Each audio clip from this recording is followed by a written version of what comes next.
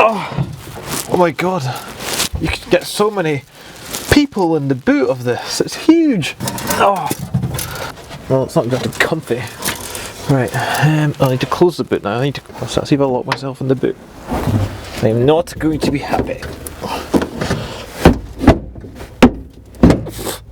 I'm now in the boot, and it is closed.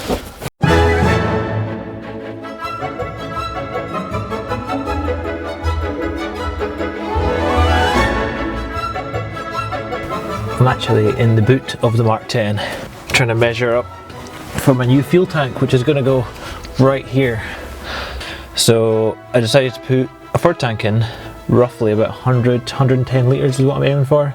So overall it should carry about 200 litres of fuel, which will give me pretty good range, maybe about 350, maybe 400 miles.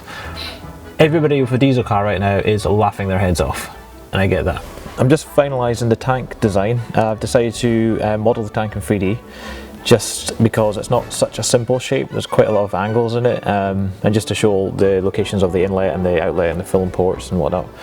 So as soon as it's done, I'm sending it off to Mark at OBP Motorsport, who is going to arrange the manufacturing of this completely custom tank. Yeah, you're probably laughing thinking you put a smaller engine in it, but that's not quite an option, because I want a V12.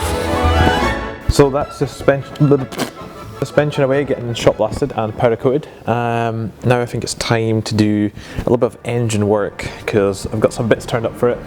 That's the engine there. Clutches here, flywheel, and something else is here for, I can't remember what right now.